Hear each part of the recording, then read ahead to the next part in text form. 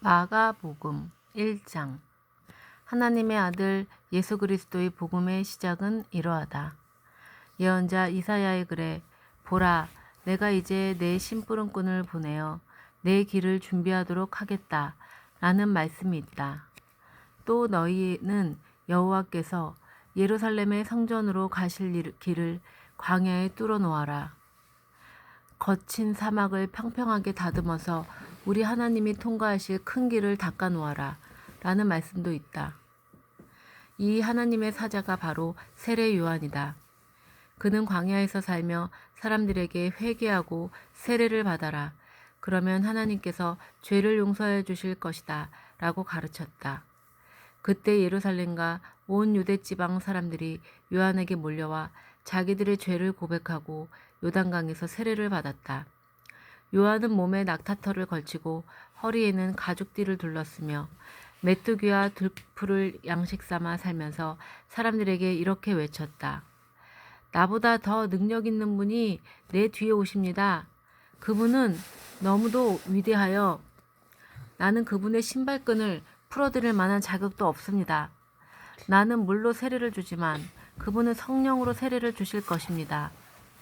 그 무렵 예수께서는 갈릴리 나사렛에서 요단강으로 오셔서 요한에게 세례를 받으셨다.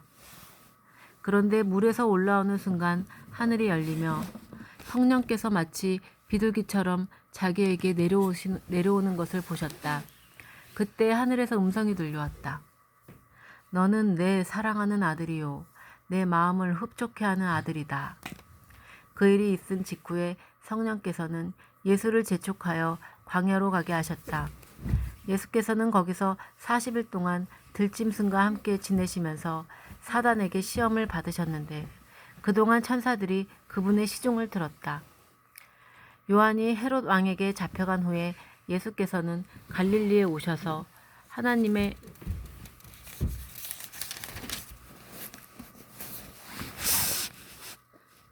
복음을 전파하며 드디어 때가 왔다. 하나님 나라가 가까이 왔다.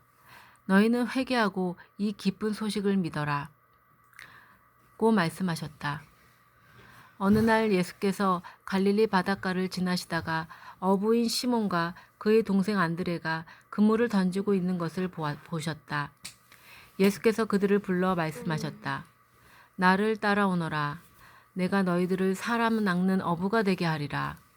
그들은 그 자리에서 그물을 버리고 예수를 따라 나섰다. 조금 더 길을 가시다가 예수께서는 세데베의 아들 야고보와 요한이 배에서 그물 깁고 있는 것을 보셨다. 예수께서 그들을 부르시자 그들도 즉시 아버지 세데베와 사꾼들을 배에 남겨두고 예수를 따라 나섰다. 예수와 그 일행은 가버나움에 도착하였다. 안식일 아침이 되자 예수께서는 유대 사람들의 예배 장소인 회당에 가서 설교를 하셨다. 사람들은 예수의 설교에 경탄하였다. 그것은 예수의 설교가 율법학자들과는 달리 권위가 있었기 때문이었다. 그런데 그 자리에 더러운 귀신 들린 사람 하나가 와 있다가 소리쳤다. 나사렛 예수여, 우리가 당신과 무슨 상관이 있다고 우리를 이렇듯 난처하게 만드십니까? 우리를 없애려고 오셨습니까? 나는 당신이 누구인지 압니다. 당신은 하나님의 거룩한 아들이십니다. 예수께서는 더러운 귀신을 꾸짖으시며 조용히 하고 그 사람에게서 나오라고 명령하셨다. 더러운 귀신은 소리를 지르며 그 사람에게 발작을 일으켜 놓고 떠나갔다. 발작이 뭐야? 간질. 막 이렇게 경기하는 거, 경련.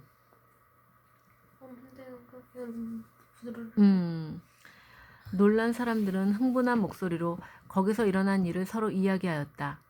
이게 도대체 어떻게 된 일인가? 이렇게까지 권위 있는 가르침은 들어본 적이 없다. 더러운 귀신까지도 그분의 명령에 복종하다니. 예수의 소문은 금방 갈릴리 온 지역으로 퍼져나갔다. 근데 이거는 예수님이 십자가에 못 박혀 죽기 전 아니야? 이거 이제 죽기 전이지. 마가복음이니까 이제 또 처음부터 시작하는 거야. 예수께서는 회당에서 나와 야고보와 요한과 함께 시몬과 안드레의 집으로 가셨다. 그 집에는 마치 시몬의 장모가 열병으로 앓아 누워 있었다. 그 사정을 예수께 알려드리자 예수께서 그 여자 곁으로 다가가 손을 잡아 일으키셨다. 그러자 순식간에 열이 내려서 그 여자는 자리에서 일어나 그들의 저녁을 준비하였다. 해질 무렵에는 예수께 병을 고쳐달라고 데려온 병자와 귀신 들린 사람들이 그 집안에 가득 찼다. 그리고 가버나움 시내에서 그것을 보려고 수많은 사람들이 문 밖에 모여들었다. 예수께서는 그날 저녁에 온갖 병들을 고치고 많은 귀신을 쫓아내셨다. 그러나 자신이 누구인지를 귀신들이 잘 알고 있었기 때문에 그들이 말하는 것을 허락하지 않으셨다. 다음 날 이른 새벽 아직 날이 밝기도 전에 예수께서는 한적한 곳으로 나가 기도하고 계셨다. 그때 시몬과 일행 몇 명이 예수를 찾아 나와서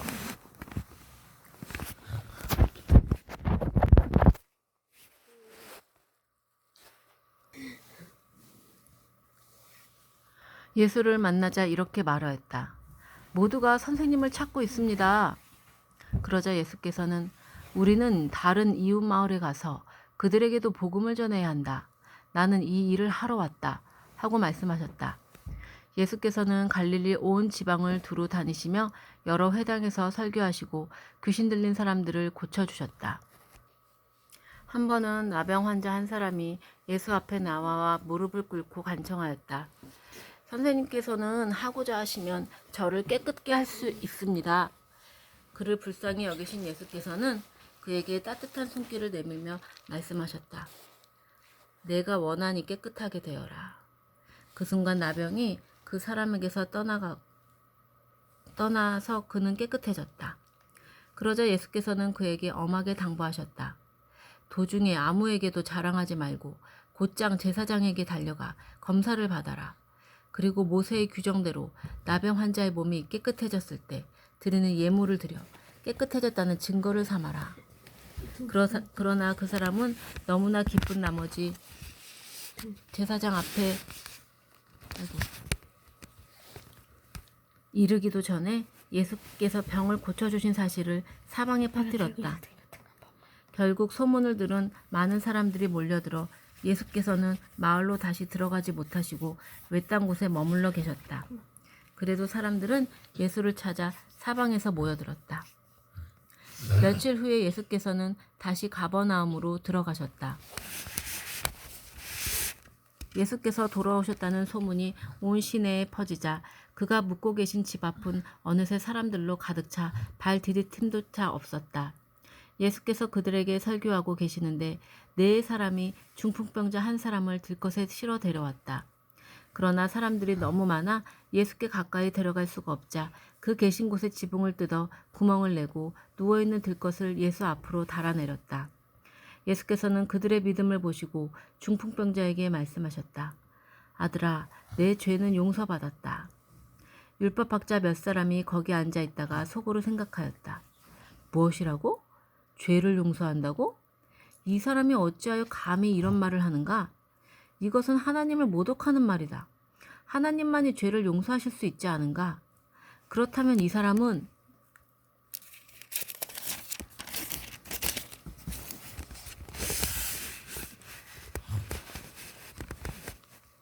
자기를 하나님으로 아는 게 아닌가?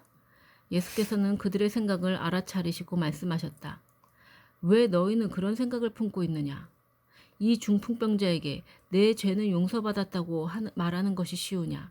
그 자리에서 들것을 가지고 일어나라고 말하는 것이 더 쉬우냐? 인자는 땅에서 죄를 용서하는 권세를 가지고 있다. 내가 이 사람을 고쳐서 그 증거를 너희에게 보여주겠다 하시며 중풍병자에게 돌아서서 말씀하셨다. 들것을 가지고 집으로 가라. 내 병이 나았다. 그 사람이 벌떡 일어나더니 들것을 가지고 걸어 나갔다. 사람들은 모두 다 깜짝 놀라며 하나님을 찬양하였다. 그들은 일찍이 이런 일을 본 적이 한 번도 없다고 서로 말하였다. 예수께서 다시 바닷가로 나가서 모든 군중들에게 설교하셨다. 그리고 얼마 후 길을 가다가 알페오의 아들 레위가 세간에 앉아 있는 것을 보시고 말씀하셨다. 나를 따르라. 그러자 레위는 벌떡 일어나 예수를 따라 나섰다. 어느 날 예수께서 레위 집에서 식사를 하시게 되었다. 그 자리에는 제자들뿐만 아니라 세상에서 멸시받는 세리와 죄인들도 함께하고 있었는데 이는 이런 부류의 많은 사람들이 예수를 따르고 있었기 때문이다.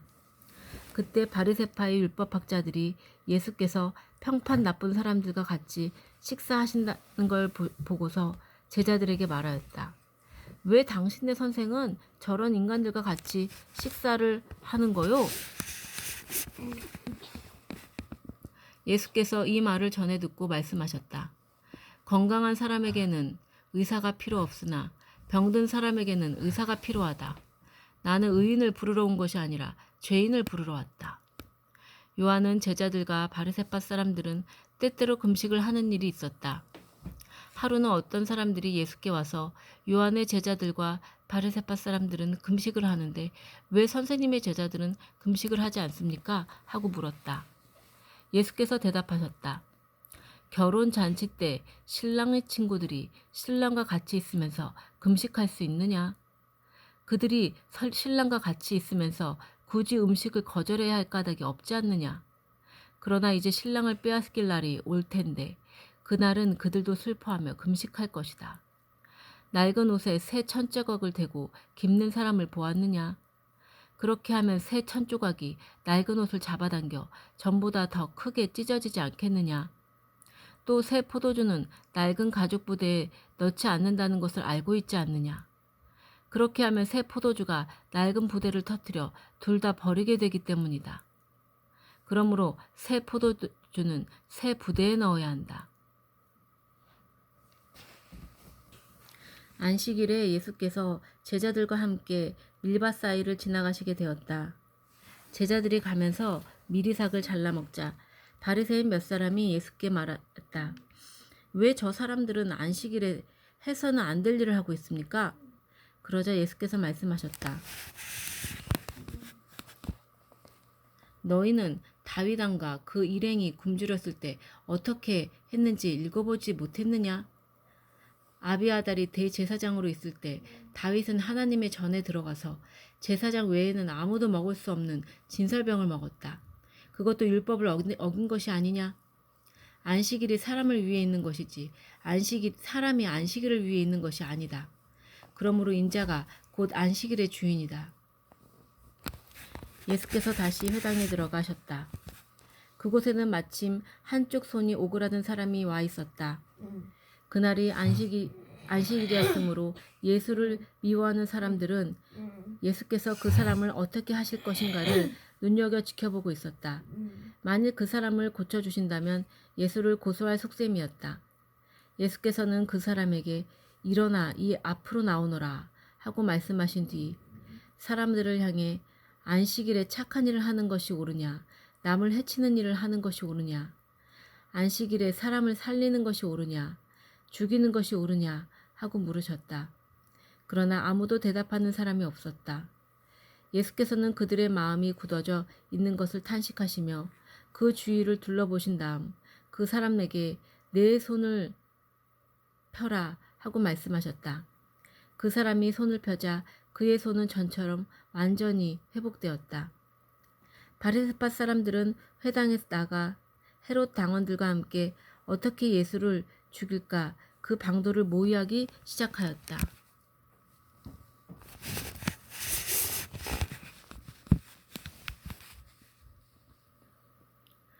예수께서 제자들과 함께 바닷가로 나가셨을 때 갈릴리 온 지역에 모인 큰 무리가 따라왔다.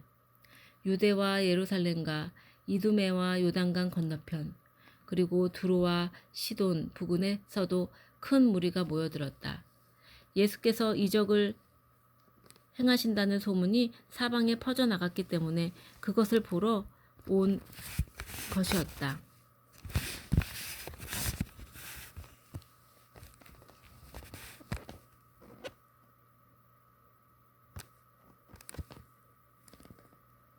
예수께서는 밀어닥치는 군중을 피하려고 제자들에게 거룻배 한 척을 준비해 두라고 이르셨다.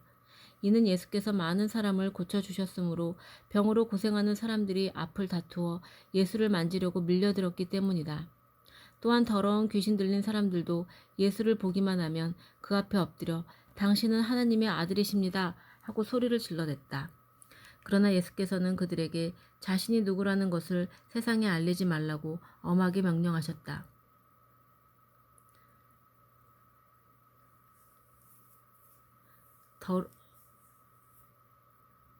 예수께서 산으로 올라가 평소에 마음에 두었던 사람들을 부르셨다.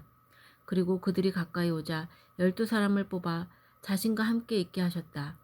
이는 그들을 세상에 내보내 말씀을 전파하게 하시고 귀신 쫓는 권세도 주시려 함이었다. 이때 예수께서 택하신 12사람은 다음과 같다. 예수께서 베드로라는 이름을 붙여주신 시몬, 우레의 아들들이라고 부르셨던 세데베의 아들 야고보와 요한, 안드레, 빌립, 바돌로메, 마테, 도마, 알페오의 아들 야고보, 디데오, 로마 정부를 혁명으로 뒤엎으려던 가나안 사람 시몬, 나중에 예수를 배신한 가룟 유다 등이다. 예수께서 묵고 있는 집으로 돌아오시자 그 집은 다시 모여들기 시작한 군중으로 가득 차버렸다. 군중. 무리. 그래서 예수와 그의 일행은 식사할 겨를조차 없었다. 예수의 친척들은 예수가 정신이 이상해졌다는 소문을 듣고 붙들어 집으로 데려가려고 하였다. 예루살렘에서 내려온 율법학자들은 그는 귀신이 들린 거야. 그것도 귀신의 두목인 바알세불의 힘을 갖고 있는 게 틀림없어. 그러니까 귀신들이 그에게 복종하겠지. 신비 아파트 귀신 중에 하고 떠들어댔다. 바알제법이란 거 있는데. 다 따라한 거야. 다 모방. 예수께서는 그들을 불러서 알아듣기 쉽게 비유로 말씀하셨다. 사단이 어떻게 사단을 쫓아낼 수 있느냐? 한 나라가 갈라져 서로 싸우면 그 나라는 무너져 버린다. 한 가정이 불화하여 갈라지면 그 가정은 망하고 만다. 만일 사단이 사단과 싸운다면 어떤 결과가 일어나겠는가? 사단의 나라는 서지 못하고 망해버리지 않겠느냐? 엄마, 그럼 신비 아파트 만든 사람들은 다 그걸 알고 있겠네? 사단은 사단을 다 알지. 응. 그리고 누구든 힘센 사람의 집에 들어가 그 세간을 털어가려면 우선 그 힘센 사람을 묶어놓아야 그 재산을 털어갈 수 있지 않겠느냐. 나는 분명히 말한다. 사람들이 어떤 죄를 짓든 또 입을 함부로 놀려 어떤 욕설을 퍼붓든 간에 다 용서받을 수 있다. 그러나 성령을 모독하는 죄는 결코 용서받지 못할 것이다. 그것은 영원히 씻을 수 없는 죄가 되는 것이다. 예수께서 이 말씀을 하신 것은 사람들이 자기를 더러운 귀신이 들렸다고 말했기 때문이다. 우리가 전 보러 갔을 때 우리 막 귀신 쫓아내잖아. 귀신은 귀신끼리 짜고 치는 거야. 짜고 치는 고스톱. 그래서 야, 너 잠깐 나가 있어. 내가 들어오라고 할 때까지. 이렇게 말하면 서로 귀신이 소통을 해갖고 그렇게 했을 때 사람들이 이 사람 진짜 신통하다 이러잖아. 세상은 다 그런 거야.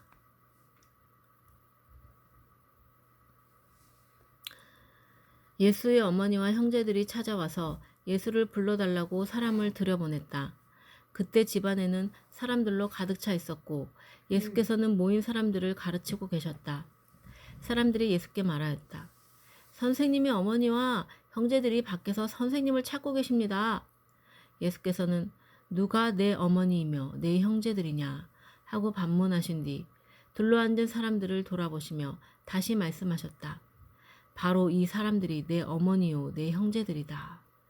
누구든지 하나님의 뜻을 따르는 사람이 곧 내 형제요 자매요 어머니이다. 우리가 하나님 아버지를 믿는 자들이 아버지의 자녀잖아. 그러면 그 자녀와 자녀들이 만나면 그 자녀와 자녀들이 형제인 거잖아. 이 세상은 피로 이렇게 피로 가족이 연결됐지만 형제 자매가 됐지만 진짜 형제 자매는 하늘의 아버지를 섬기는 것이 진짜 형제 자매인 거야. 이 세상에 그럼 내 형제는 거의 없네? 네 형제가 누가 있어? 엄마. 그치 또? 이주. 그래 이주 엄마. 그런 떡. 성에 갔을 때, 로고스에 갔을 때 그 하나님 아버지를, 같은 하나님 아버지를 믿는 자녀들이 진짜 네 형제 자매인 거지. 예수께서 다시 바닷가로 나가셨는데 모여든 군중이 너무도 많아 바다 위에 떠있는 배에 올라가 가르치셨다. 예수께서 사람들을 가르치실 때는 언제나 여러 가지 비유를 들어 하셨는데 그날은 이런 비유를 말씀하셨다. 잘 들어라. 한 농부가 씨를 뿌리러 나갔다.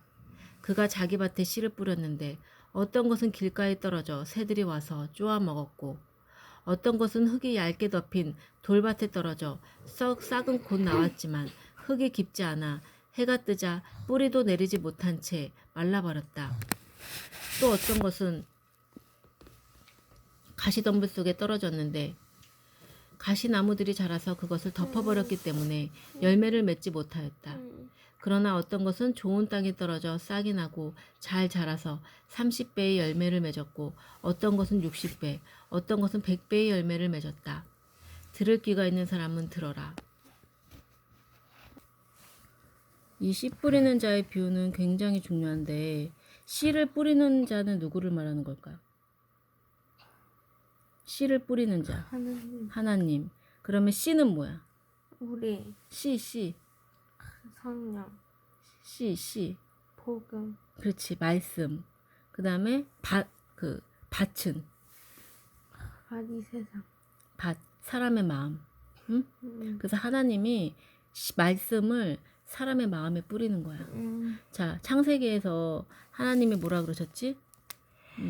너의 근본된 토지, 에덴 동산에서 우리를 쫓아내실 때 너의 근본된 토지를 갈라 하셨어.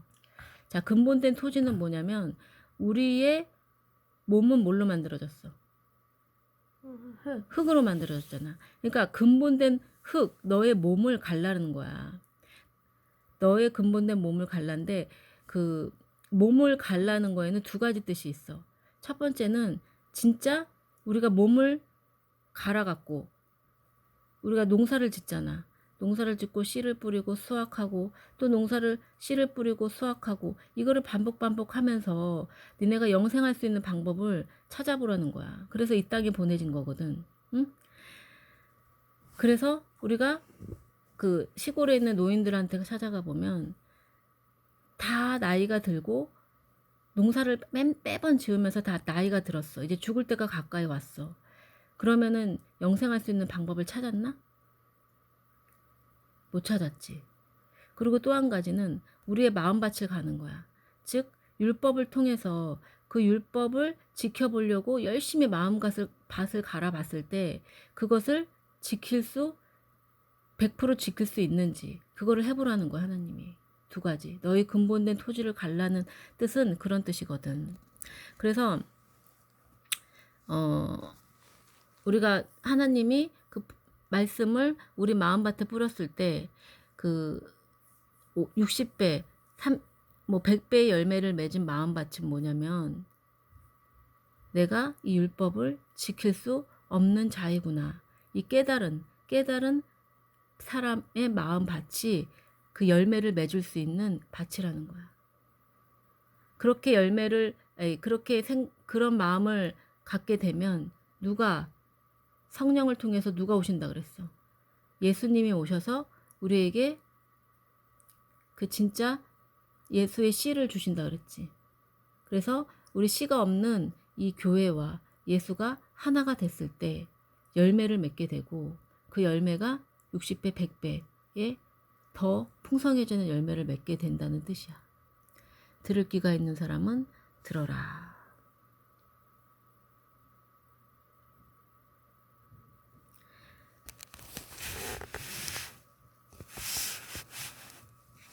그 후 예수께서 혼자 계실 때 12제자와 늘 예수를 따르는 사람들이 함께 찾아와 물었다. 그 비유의 뜻이 무엇입니까? 예수께서 대답하셨다. 하나님 나라의 비밀을 아는 것이 너희에게는 허락되었지만 다른 사람들에게는 감추어져 있다. 그들이 보기는 보아도 알지 못하고 듣기는 들어도 깨닫지 못하는 것은 하나님께로 돌아와 용서받으려 하지 않기 때문이다.